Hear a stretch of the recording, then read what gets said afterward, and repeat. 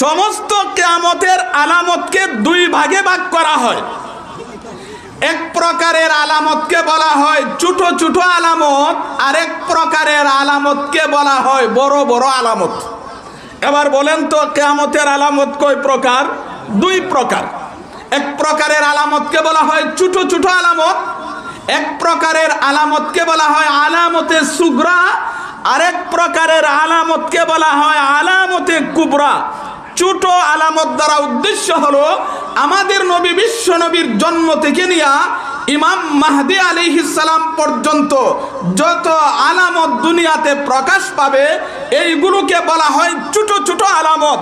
ইমাম মাহদি আলাইহিস সালাতু ওয়াস সালাম থেকে নিয়ে ইসরাফিল আলাইহিস সালামের সিংহায় ফু দেওয়া পর্যন্ত যত আলামত প্রকাশ পাবে এইগুলোকে বলা হয় বড় বড় আলামত। আজকের মাহফিলের শ্রদ্ধাভাজন সভাপতি, উপস্থিত নায়েবে নবী হযরত উলামায়ে কেরাম, মুরব্বিয়ানে আযম, যুবক ভাই ও পর্দার আড়ালের মা বোন, আমরা সর্বপ্রথম মহান রব্বুল আলামিনের দরবারে শুকর আদায় করি, যিনি আমাদেরকে দুনিয়ার সমস্ত ঝামেলা এবং গুনার কাজ থেকে মুক্ত করে দ্বীনি মাহফিলে এসে উলামায়ে কেরামের মুখ থেকে দ্বীনি আলোচনা শুনে জীবন গড়ে দুনিয়া এবং আখিরাতে সফল কাম হওয়ার তৌফিক আল্লাহ আমাদেরকে দান করেছেন। মুহতারাম হাজিরিন, আমি আপনাদের সামনে আলোচনা করার জন্য 9 নম্বর পারা সূরাতুল আরাফের 187 নম্বর আয়াত তিলাওয়াত করেছি এবং মুসলিম শরীফ থেকে একটি হাদিস আপনাদের সামনে পাঠ করেছি। এই আয়াত এবং হাদিসকে সামনে রেখে আপনাদের সামনে আলোচনা করার ইচ্ছা করব, আল্লাহ তাআলা যদি তৌফিক দান করেন। মুহতারাম হাজিরিন, আপনাদের গ্রামের কৃতি সন্তান হযরত মাওলানা বুরহানুদ্দিন রফিকির মুখ থেকে নামাজের পূর্বে কিয়ামত সম্পর্কে আলোচনা শুনতেছিলেন। আমিও সেই বিষয়টাকে আপনাদেরকে আরো পরিষ্কার করে দেওয়ার জন্য ইচ্ছা করেছি, আল্লাহ তাআলা যদি তৌফিক দান করেন। একদিন কিয়ামত হবে সত্য, এতে কোনো সন্দেহ নাই। আল কিয়ামাতু হাক্কুন, কিয়ামত সত্য। কিয়ামতের মাধ্যমে এই দুনিয়ার সমাপ্তি হবে। আসমান, জমিন, চন্দ্র, সূর্য, গ্রহ, নক্ষত্র, গাছপালা, তরু লতা, পশু পাখি যা কিছু আছে সব কিছু একদিন ধ্বংস হয়ে যাবে। হিসাব কিতাব হবে। যারা জান্নাতে যাওয়ার জান্নাতে যাবে, যারা জাহান্নামে যাওয়ার জাহান্নামে যাবে। তাহলে কিয়ামত হবে সত্য।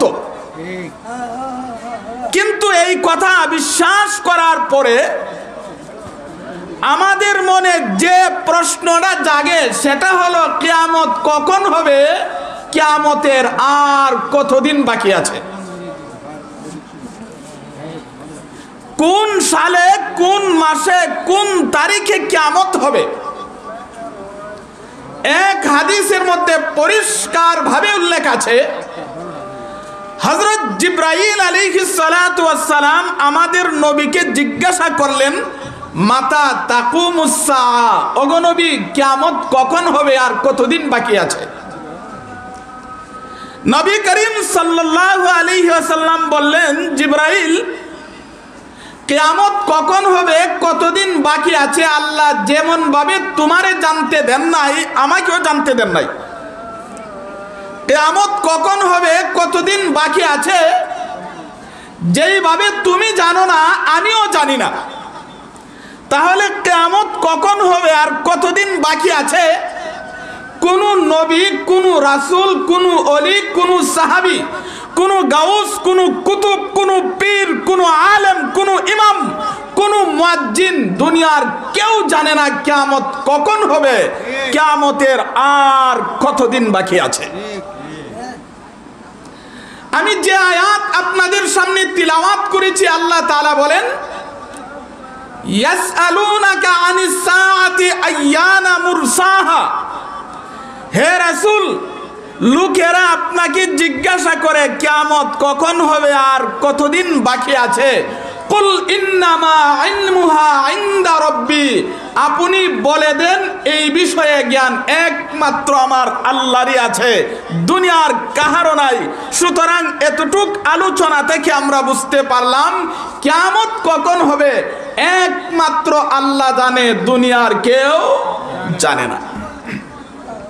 কিন্তু আমাদের দেশে মাঝে মাঝে দেখবেন হঠাৎ করে একটা সংবাদ প্রচার হয়, আগামী মাসের এত তারিখ কিয়ামত হবে। কয়েক বছর আগেও হঠাৎ করে একটা সংবাদ প্রচার হয়েছে যে আগামী মাসের এত তারিখ নাকি তারকা পড়ে যাবে, দুনিয়া কিয়ামত হয়ে যাবে। আমার স্মরণ আছে ছোটবেলায় একবার হঠাৎ করে একটা সংবাদ প্রচার হয়েছে আগামী মাসের এত তারিখ কিয়ামত হয়ে যাবে। মানুষ সিকির করা শুরু করছে, অনেকে ভালো বুড়া খাওয়া শুরু করে দিছে, এমনকি ব্যাংক ভাঙ্গিয়া টাকা কুল্লা খাওয়া শুরু করে দিছে, কিয়ামত হয়ে যাবে। তাহলে কিয়ামত কখন হবে কেউ জানে না, একমাত্র জানে কে? আমার আল্লাহ। কিন্তু নবীজি কিছু আলামত বলে দিয়েছেন। নবীজি বলেন, যতদিন পর্যন্ত এই দুনিয়াতে একজন মানুষও আল্লাহকে ডাকবে ততদিন পর্যন্ত দুনিয়াতে কিয়ামত হবে না। যেদিন দুনিয়াতে একজন মানুষও আল্লাহ আল্লাহ বলে ডাকবে না, আল্লাহ বলে ডাকার মতো কোনো লোক দুনিয়াতে থাকবে না, তখনই এই দুনিয়া কিয়ামত হয়ে যাবে। তাহলে যতদিন পর্যন্ত এই দুনিয়াতে একজন মানুষও আল্লাহকে ডাকবে ততদিন পর্যন্ত কি হবে না? কিয়ামত হবে না। কিন্তু আমাদের দেশে বা সারা বিশ্বে যারা আল্লাহকে ডাকে, এই ধরনের মানুষ দুই প্রকার। এক প্রকার মানুষ আল্লাহকে ডাকে ঠিক, কিন্তু ডাকার মধ্যে ভেজাল আছে। আরেক প্রকারের মানুষ আল্লাহকে ডাকে কিন্তু ডাকার মধ্যে ভেজাল নাই। এক প্রকারের মানুষ আছে আল্লাহকে ডাকে, আল্লাহকেও সেজদা করে, আবার মাজারে গিয়েও সেজদা করে, আল্লাহর কাছেও চায়, আবার বাবার কাছেও গিয়া চায়, আল্লাহকেও ডাকে, আবার শিরিক বেদাতে লিপ্ত থাকে। এরা আল্লাহকে ডাকে ঠিক, কিন্তু ডাকার মধ্যে ভেজাল আছে, ভেজাল। আল্লাহরেও ডাকে, আবার অন্যকেও ডাকে। আল্লাহকেও ডাকে, আবার আল্লাহর কোনো না কোনো বিধান অস্বীকার করে। অথচ তাফসীরের কিতাবে পরিষ্কার ভাবে লেখা আছে, আত-তাসদীকু বিমা জাআ বিহিন নাবিয়্যু সাল্লাল্লাহু আলাইহি ওয়াসাল্লাম ইআতিমাদান আলাইহি। আমাদের নবী, বিশ্ব নবী পরম সত্যবাদী ছিলেন না, জীবনে মিথ্যা কথা বলেছেন? বলেন নাই। পরম সত্যবাদী ছিলেন। এই কথার আস্থাশীল হয়ে আমাদের নবী আল্লাহর কাছ থেকে আমাদেরকে যা এনে দিয়েছেন সবগুলো কথা সত্য। আমাদের নবী আল্লাহর কাছ থেকে কি এনে দিয়েছেন? আমাদের নবী আল্লাহর কাছ থেকে 30 পারা কোরআন এনে দিয়েছেন। সুতরাং 30 পারা কোরআনে আল্লাহ যা বলেছে প্রথম থেকে শেষ পর্যন্ত সবগুলো কথা সত্য। আমার বুঝে আসলেও সত্য, বুঝে না আসলেও সত্য। কেউ যদি বলে কোরআনের সব কথা আমি মানি না, কোরআনের সবগুলো কথা বিশ্বাস করি না, এমনকি কোরআনের একটি কথাও যদি অস্বীকার করে, অবিশ্বাস করে, নিঃসন্দেহে কাফের। আমাদের সমাজে এমন মানুষ নাই যে কোরআনের সবগুলো কথা বিশ্বাস করে না। এটা একটা উদাহরণ দিলে বুঝবেন। উযুর ফরজ হলো 4টি: মুখ ধোয়া, হাত ধোয়া, পা ধোয়া, মাথা মাসা করা। এই 4 ফরজ পালন করে কেউ উযু করলো, উযু করার পরে যদি পেশাব করে, এর উযু থাকেনি।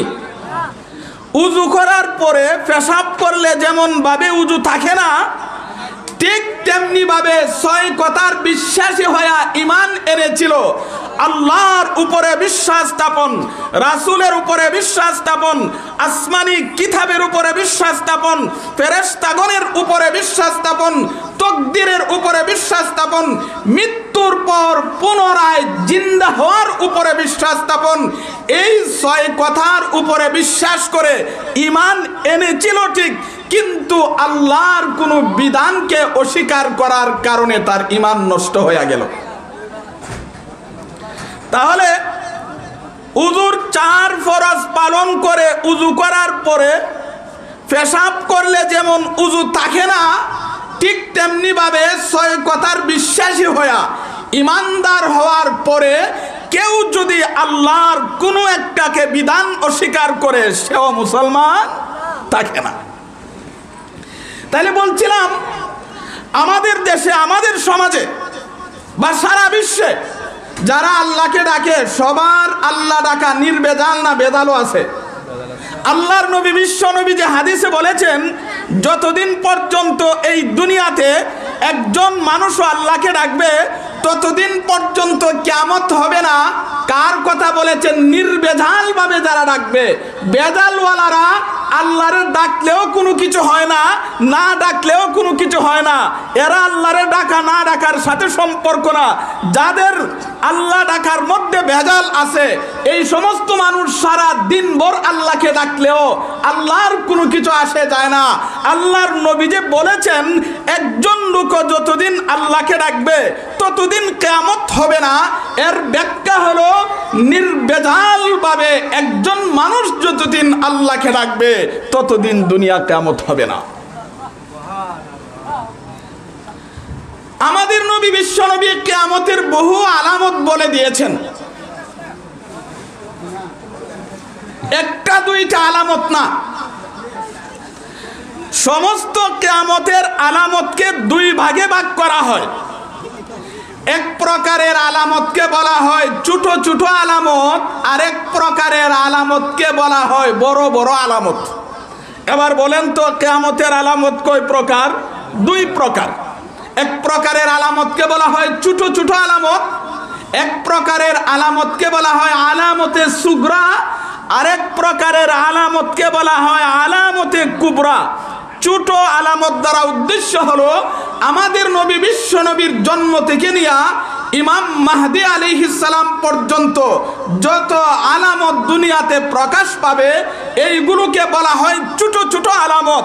ইমাম মাহদী আলাইহিস সালাতু ওয়াস সালাম থেকে নিয়ে ইসরাফিল আলাইহিস সালামের সিংহায় ফু দেওয়া পর্যন্ত যত আলামত প্রকাশ পাবে এইগুলোকে বলা হয় বড় বড় আলামত। বড় আলামত একটাও প্রকাশ পায় নাই, কিন্তু ছোট ছোট আলামত অনেকগুলি প্রকাশ পাইছে, অনেকগুলি এখনো বাকি আছে। কিয়ামতের আলামত কয় প্রকার? 2 প্রকার। এক প্রকার আলামতকে বলা হয় ছোট আলামত, আরেক প্রকার আলামতকে বলা হয় বড় আলামত। কিয়ামতের বড় বড় আলামত হলো 10টি। 1 নাম্বার হলো ইমাম মাহদী আলাইহিস সালামের আগমন, 2 নাম্বার হলো দাজ্জালের বহির্গমন, 3 নাম্বার হলো ঈসা আলাইহিস সালাম আসমান থেকে অবতরণ, 4 নাম্বার হলো ইয়াজুজ মাজুজ বের হওয়া, 5 নাম্বার হলো পশ্চিম আকাশে সূর্য উদয় হওয়া, 6 নাম্বার হলো দাব্বাতুল আরদ বের হওয়া, 7 নাম্বার হলো ঠান্ডা বাতাস প্রবাহিত হওয়া, 8 নাম্বার হলো হাফসিদের বিজয় এবং কাবা ঘরকে ঘুরিয়ে দেওয়া, 9 নাম্বার হলো গরম বাতাস প্রবাহিত হওয়া, 10 নাম্বার হলো ইসরাফিল আলাইহিস সালামের সিংহায় ফু দেওয়া। এই 10টা আলামত ছাড়া বাকি আলামতকে বলা হয় ছোট আলামত, কিন্তু আসলে আলামত হিসাবে ছোট না, ঘটনা হিসাবে ছোট না, তুলনামূলক ছোট। 10টার তুলনায় বাকিগুলা ছোট। একটা উদাহরণ দিলে বুঝবেন। এই প্যান্ডেলটা বড় না পৃথিবীটা বড়? পৃথিবীটা বড়। কি পরিমাণ বড় এটার কোনো হিসাব নাই। পৃথিবীটা বড় না সূর্য বড়? সূর্য বড়। কি পরিমাণ বড়? এই পৃথিবী থেকে 13 লক্ষ গুণ বড়। তাহলে সূর্যের তুলনায় পৃথিবীটা ছোট, পৃথিবীর তুলনায় এই মাহফিলের প্যান্ডেল ছোট। আসলে পৃথিবী কিন্তু ছোট নয়, পৃথিবী অনেক বড়, সূর্যের তুলনায় ছোট। ঠিক তেমনি ভাবে কিয়ামতের কোনো আলামতই ছোট না, 10টার তুলনায় বাকিগুলা ছোট। তো আমি আপনাদের সামনে কিয়ামতের সবগুলো আলামত বলা সম্ভব হবে না। কিয়ামতের ছোট ছোট আলামত থেকে কয়েকটি আলামত আলোচনা করব, আর বড় বড় আলামত থেকে কয়েকটি আলামত আলোচনা করব। যে আলামতগুলি সম্পর্কে আমাদের সমাজের মানুষ খুব সতর্ক হওয়া দরকার। কিয়ামতের ছোট ছোট যতগুলি আলামত আছে, এর মধ্যে একটা আলামত হলো অযোগ্যকে দায়িত্ব দেওয়া। কাকে দায়িত্ব দেওয়া? অযোগ্যকে দায়িত্ব দেওয়া, অযোগ্য মানুষকে দায়িত্ব দেওয়া। এটা কিয়ামতের ছোট ছোট আলামতগুলির একটা আলামত।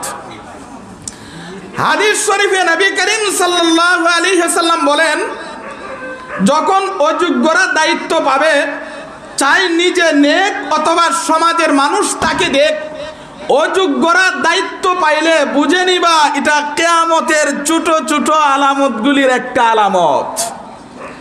আপনারা কি মনে করেন এই আলামতটা মনে হয় আমাদের দেশে প্রকাশ পায় নাই? পাইছে। অযোগ্যকে দায়িত্ব দেওয়া এটা কিয়ামতের আলামত। একেবারে প্রধানমন্ত্রী থেকে নিয়ে মেম্বার পর্যন্ত যত সেক্টর আছে, যারা দায়িত্ব পালন করতেছে সবাই যারা দায়িত্ব পালন করতেছে সবাই যোগ্য না, অযোগ্য আছে। সবাই অযোগ্য না, কিন্তু অযোগ্য আছে। প্রধানমন্ত্রী যারা আছে ওদের অনেক আছে অযোগ্য, মন্ত্রী আছে অযোগ্য, এমপি আছে অযোগ্য, চেয়ারম্যান আছে অযোগ্য, মেম্বার আছে অযোগ্য, শিক্ষক আছে অযোগ্য, মুহতামিম আছে অযোগ্য, নাজিম আছে অযোগ্য, ইমাম আছে অযোগ্য, মুয়াজ্জিন আছে অযোগ্য।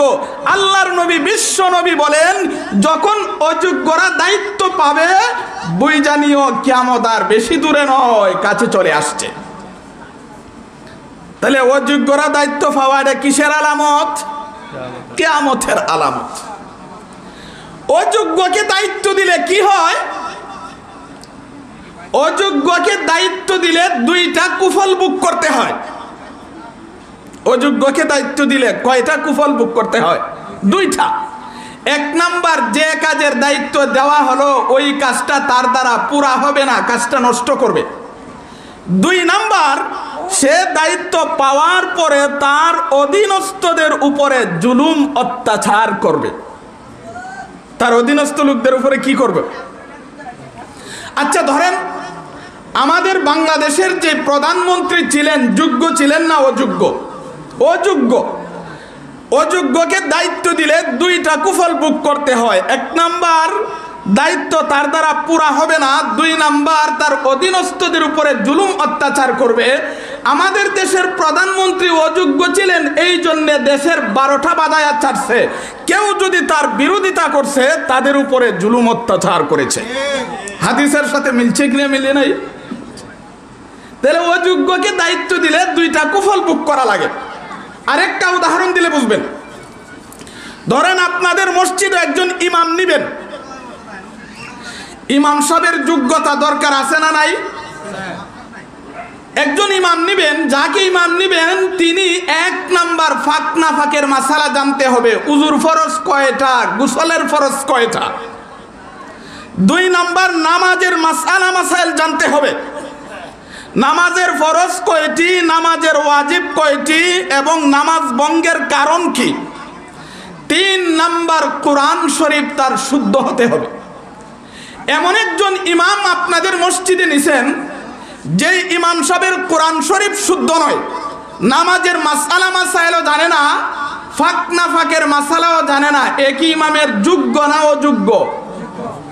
এমন একজন অযোগ্য লোককে যদি মসজিদের ইমাম বানান, তাহলে এক নাম্বার, মসজিদের মুসল্লির সকলের নামাজ নষ্ট করবে। দুই নাম্বার, কেউ যদি তার বিরোধিতা করে এদের উপরে জুলুম অত্যাচার করবে। কথাটা বুঝছেন কিনা? কিন্তু আলহামদুলিল্লাহ আপনাদের গ্রামে মাদ্রাসা থাকার কারণে প্রত্যেকটা মসজিদে যোগ্য ইমাম পাওয়ার ব্যবস্থা হয়েছে, যেটা অন্য এলাকায় সম্ভব না। একজন বড় আলেমকে শুধু মসজিদের উপলক্ষে আনা সম্ভব ছিল না, কিন্তু মাদ্রাসা থাকার কারণে প্রত্যেকটা মসজিদে যোগ্য ইমামের ব্যবস্থা হয়েছে। তাহলে অযোগ্যকে দায়িত্ব দিলে দুইটা কুফল বুক করতে হয়। এক নাম্বার, যে কাজে দায়িত্ব দিলেন সেই কাজ তার দ্বারা পুরা হবে না। দুই নাম্বার, দায়িত্ব পেয়ে তার অধীনস্থদের উপরে জুলুম অত্যাচার করবে। এটা হইল কিয়ামতের ছোট আলামতের একটা আলামত। কিয়ামতের ছোট আলামতের একটা আলামত। কিয়ামতের ছোট ছোট আলামতগুলির মধ্যে আরেকটা আলামত হলো সমাজে ঝগড়া ফাসাদ, মারামারি, খাটাখাটি, খুন খারাপি বেড়ে যাবে। এই আলামতটা মনে হয় আপনাদের গ্রামে প্রকাশ হইছে না? আছে। ঝগড়া, মারামারি, খাটাখাটি, খুন খারাপি প্রচুর পরিমাণে বেড়ে যাবে। কিয়ামতের ছোট ছোট আলামতগুলির ইডা আরেকটা আলামত। কিন্তু বুঝতে হবে ঝগড়া কেন হয়। ঝগড়া যত কারণে হয়, এর মধ্যে প্রধান কারণ হলো ন্যায় অন্যায় বুঝে না, চাপার জোরে, গায়ের জোরে, ক্ষমতার জোরে, লাঠির জোরে তার দাবি আদায় করতে যায়। এই সমস্ত কুস্বভাবের মানুষ সমাজে আছে না নাই? এটা কিসের আলামত? কিয়ামতের আলামত। যদি সমাজকে, এলাকাকে ঝগড়ামুক্ত করতে হয়, এই সমস্ত কুস্বভাবের মানুষকে যতদিন কন্ট্রোল না করতে পারবেন, সমাজকে ঝগড়া থেকে মুক্ত করা সম্ভব না। আল্লাহর নবী বলেন কিয়ামতের ছোট ছোট আলামতের একটা আলামত হলো ঝগড়া লেগে থাকা। ন্যায় অন্যায় না বুঝে চাপার জোরে, গায়ের জোরে, ক্ষমতার জোরে, লাঠির জোরে নিজের দাবি আদায় করতে যাওয়া, এটা মানুষের স্বভাব নয়, কুত্তার স্বভাব। এটা মানুষের স্বভাব না কুত্তার স্বভাব? কুত্তার স্বভাব। কুত্তার নিয়ম কি জানেননি? আপনার বাড়িতে একটা কুকুর আছে, আরেকটা কুকুর যদি আপনার বাড়ির সামনে দিয়ে যায়, দেখবেন আপনার বাড়ির কুকুরটা তার উপরে গিয়ে আক্রমণ করে। এবার যদি কুকুরকে জিজ্ঞাসা করেন, হে কুকুর, তুই এর উপরে আক্রমণ করলে কেন? আপনার কুকুরের জবাব হলো যে ন্যায় অন্যায় আমি বুঝি না, এ আমার চেয়ে দুর্বল কেন, এটাই হলো তার দোষ। তাহলে দুর্বল ভায়া মানুষের উপরে জুলুম অত্যাচার করা, এটা কার স্বভাব? কুত্তার স্বভাব। আল্লাহর নবী, বিশ্ব নবী বলেন কিয়ামতের আগে সমাজের মধ্যে কুত্তা স্বভাবের মানুষ প্রচুর পরিমাণে বেড়ে যাবে। কুত্তা স্বভাবের মানুষ যখন সমাজে হয়ে যাবে, তখন সমাজে ঝগড়া ফাসাদ, মারামারি, খাটাখাটি, খুন খারাপি বেড়ে যাবে। এক হাদিসের নবীজি বলেন কিয়ামতের পূর্বে এমন একটি অবস্থা হবে, যে মানুষকে খুন করবে সেও জানবে না কোন কারণে খুন করেছে, যাকে খুন করা হইল এও জানবে না তাকে কেন খুন করা হয়েছে। বিষয়টা এমন না? খুন করছে, কেন করছে কিন্তু জিজ্ঞাসা করলে কইতে পারে না, যারা করছে সেও বলতে পারে না। এটা হলো কিয়ামতের ছোট ছোট আলামতের আরেকটা আলামত। কিয়ামতের ছোট ছোট আলামতগুলির আরেকটা আলামত হলো সরকারি কর্মচারীরা সরকারি সম্পদকে নিজের সম্পদ মনে করবে। সরকারি সম্পদ মানে সরকারের বাবার সম্পদ না, জনগণের সম্পদ? সরকারের বাবার কোনো সম্পদ না, এগুলো হলো জনগণের সম্পদ। কিয়ামতের একটা আলামত হলো সরকারি সম্পদকে, সরকারি কর্মচারী যারা আছে, মেম্বার থেকে নিয়ে একবারে প্রধানমন্ত্রী পর্যন্ত সরকারি সম্পদকে নিজের সম্পদ মনে করবে। দেখেন আমাদের বাংলাদেশে একজন সরকার ছিল, স্বৈরাচার সরকার ছিল, তার একজন পিয়ন কোটি কোটি টাকা বাংলাদেশের আত্মসাৎ করেছে। এটা কিসের আলামত? কিয়ামতের আলামত। সরকারি কর্মচারীরা সরকারি সম্পদকে নিজের সম্পদ মনে করবে। এই জন্যে বাংলাদেশের কোটি কোটি টাকা বিদেশে পাচার করেছে। বড় বড় নেতাদের খাটের নিচে তেলের বোতল পাওয়া গেছে। ঠিক। এটা কিসের আলামত? কিয়ামতের আলামত। কিয়ামতের আলামত। অথচ ইসলামের খলিফাদের মধ্যে একজন খলিফা ছিলেন হযরত ওমর ফারুক রাদিয়াল্লাহু তাআলা আনহু। উনি অর্ধ জাহান পরিচালনা করেছেন। বাংলাদেশের মতো রাষ্ট্র আর পাকিস্তান ভারতের মতো রাষ্ট্র নয়, অর্ধ জাহান পরিচালনা করেছেন। তিনি যখন রাষ্ট্র পরিচালনা করেন, তিনি যখন খলিফা, শাম দেশ থেকে কয়েক ধাম তেল পাঠাইছে। হযরত উমর রাদিয়াল্লাহু তাআলা আনহু এই তেলগুলো জনগণের মাঝে বন্টন করছিলেন। একটা ধাম থেকে যখন তেল খালি হয়ে গেছে, এই খালি ডামটা পাশে রেখে দিলেন। এই খালি ডামে যে তেল লেগে আছে, এটার কি জনগণের কোনো দাবি আছে? না। জনগণের কোনো দাবি নাই। উমর রাদিয়াল্লাহু তাআলা আনহুর ছেলে ওই খালি ডাম থেকে মুচ্চা একটু তেল নিয়ে তার মাথায় লাগাইছে। উমর রাদিয়াল্লাহু তাআলা আনহু দেখে ফেলছেন। উমর রাদিয়াল্লাহু তাআলা আনহু চিন্তা করলেন, আমি হলাম এই দেশের খলিফা, আমার ক্ষমতা থাকাকালীন আমার সন্তান জনগণের তেল ব্যবহার করবে, এটা হতে পারে না। উমর রাদিয়াল্লাহু তাআলা আনহু তার হাতে ধরে নাপিতের কাছে নিয়ে তার মাথাটা নেড়া করে দিলেন। কেমন ছিলেন উমর? আর আমাদের দেশের সরকাররা নিজের সন্তানদের মাধ্যমে কোটি কোটি টাকা বিদেশে পাচার করে বিদেশটারে গুলশান বানায় আলায়। ঠিক। এটা কিসের আলামত? কিয়ামতের। কিয়ামতের আলামত। তাহলে কিয়ামতের যতগুলো আলামত আছে, এর মধ্যে একটা আলামত হলো সরকারি কর্মচারীরা সরকারি সম্পদকে নিজের সম্পদ মনে করে দেশটাকে লুচ্চা ফাইট্টা খাবে। এটা হলো কিয়ামতের আলামত। এই জন্য মুহতারাম হাজিরিন, কিন্তু লুচ্চা ফাইট্টা বেশি দিন খাওয়া সম্ভব হবে না। আল্লাহ যেদিন ধরবে, আল্লাহর ধরা কিন্তু স্বাভাবিক ধরা নয়। যেদিন ধরবে কোনো ঠাকুর আর বাঁচাইতে পারবে না। ঠিক। কিয়ামতের যতগুলো আলামত আছে, এর মধ্যে আরেকটা আলামত হলো যাকাতকে জরিমানা মনে করবে। যাকাত এটা জরিমানা না ইবাদত? ইবাদত। নামাজ যেমন ইবাদত, রোজা যেমন ইবাদত, যাকাতও ইবাদত। নামাজ রোজা অস্বীকার করলে যেমন ভাবে কাফের হয়, যাকাতকে অস্বীকার করলেও কাফের হয়। আমাদের সমাজের মানুষ যারা আছে, অধিকাংশের উপরে যাকাত ফরজ, ঠিক।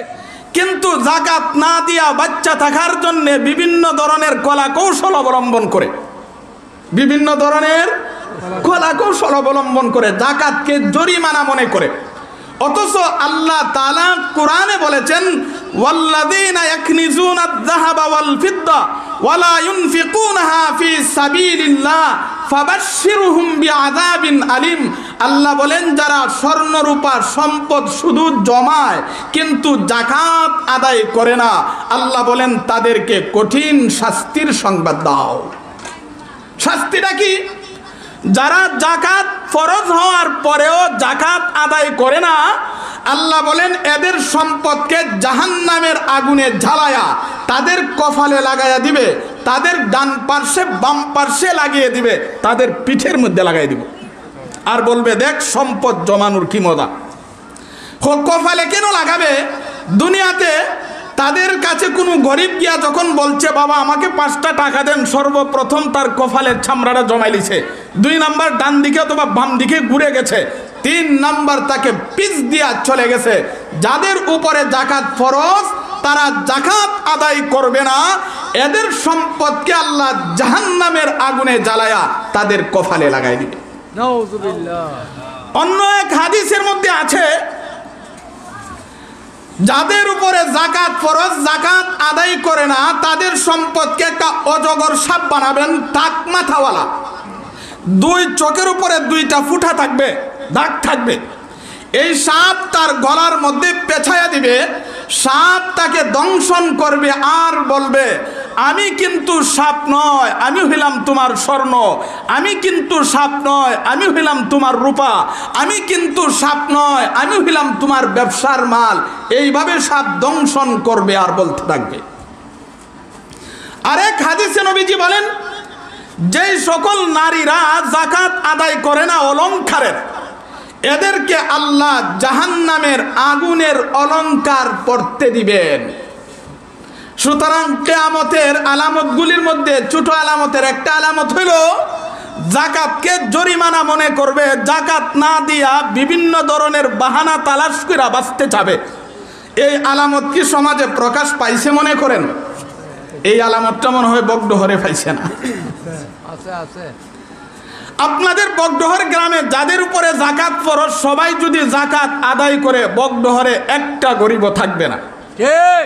কিন্তু যাকাত না দিয়া করে কি হয়, যখন রমজান মাস আসে তার উপরে লক্ষ লক্ষ টাকা যাকাত আসে, হিসাব না কইরা 20-30টা শাড়ি আনিয়া কিছু মানুষ জমায়া কয়েকটা ফিকটিক তুললিয়া মোবাইল দিয়া এরপরে ছাইড়ে দেয়। এইভাবে যাকাত আদায় হবে? হিসাব করে। এই জন্য এই বিষয়ে বিস্তারিত আলোচনার সময় নাই। আপনার সম্পদের হিসাব একজন আলেমের কাছে গিয়া দিবেন, সেই আলেমই বলে দিবে আপনার সম্পদের উপরে কি পরিমাণ যাকাত ফরজ হয়েছে। এটা হলো কিয়ামতের ছোট ছোট আলামতগুলির একটা আলামত।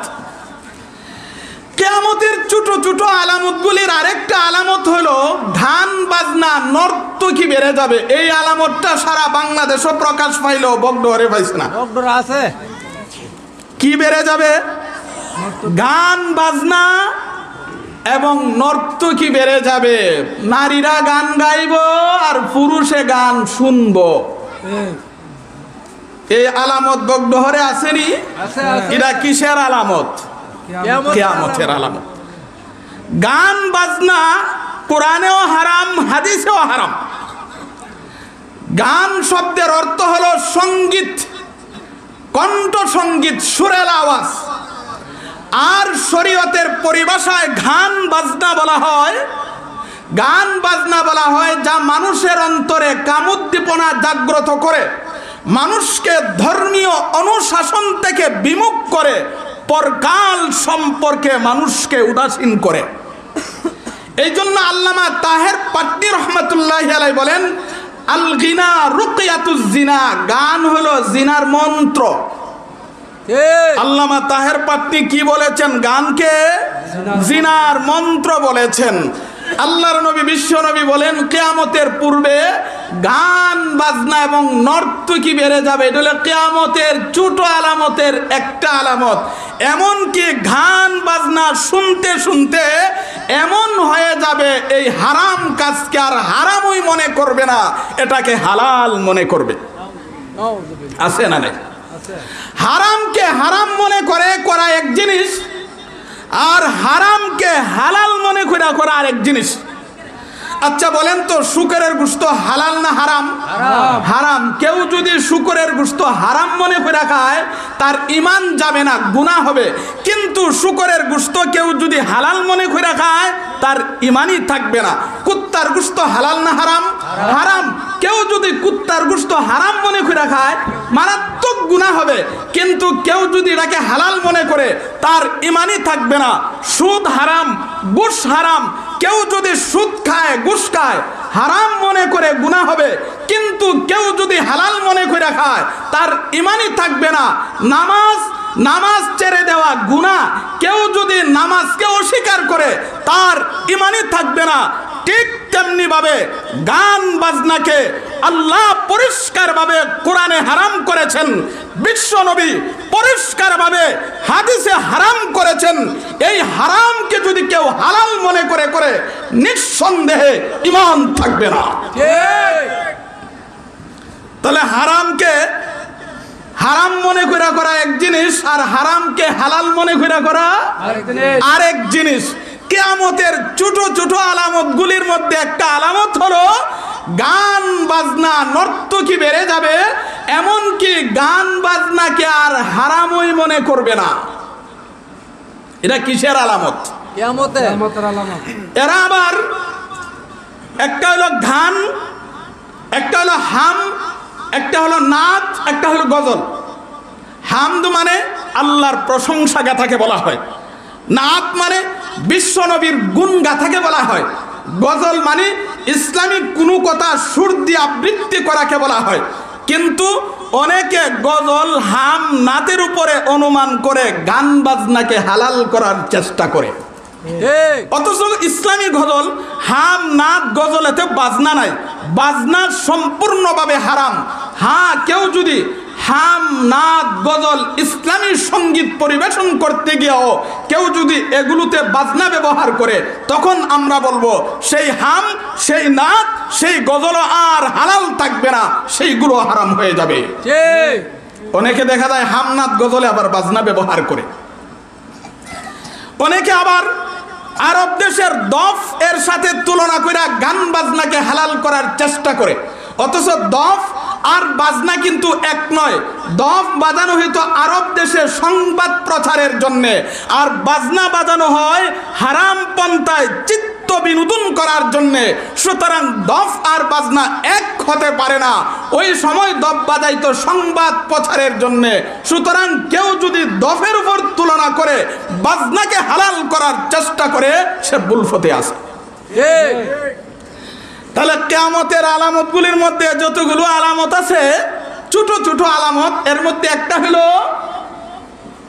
গান বাজনা নর্তকী বেড়ে যাবে। এই আলামতটা প্রকাশ পাইছে না বাকি রইছে? আছে আছে প্রকাশ। প্রকাশ পাইছে। মহতারম হাজিরিন, তাহলে কিয়ামতের ছোট ছোট আলামতগুলির কয়েকটা আলামত আপনাদের সামনে তুলে ধরলাম। বড় কয়েকটা আলামত শোনার দরকার আছে না? আছে।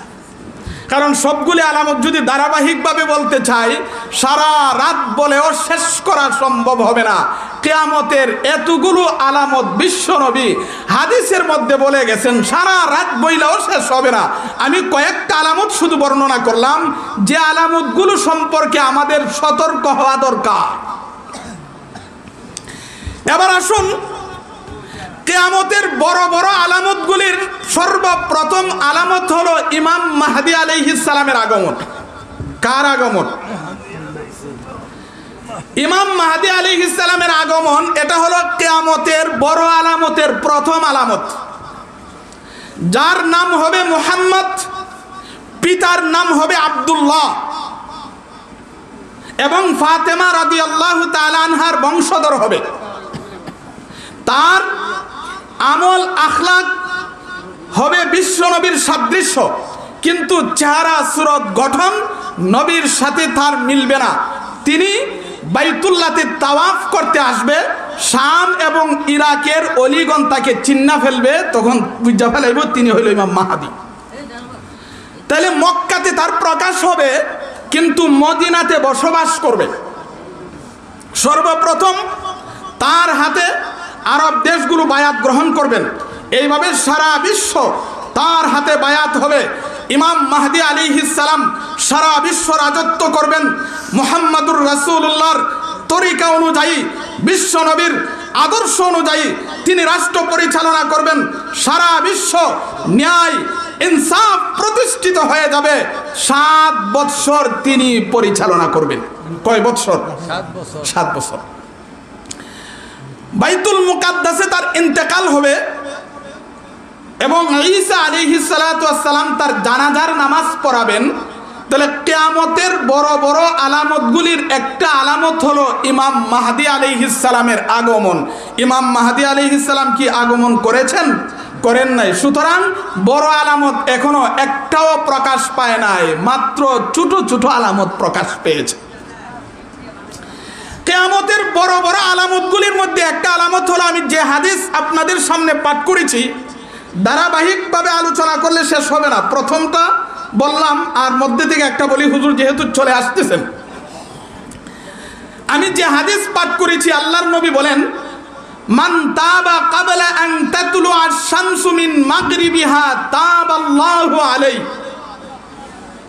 কিয়ামতের বড় বড় আলামতগুলির মধ্যে একটা আলামত হলো পশ্চিম আকাশে সূর্য উদয় হবে।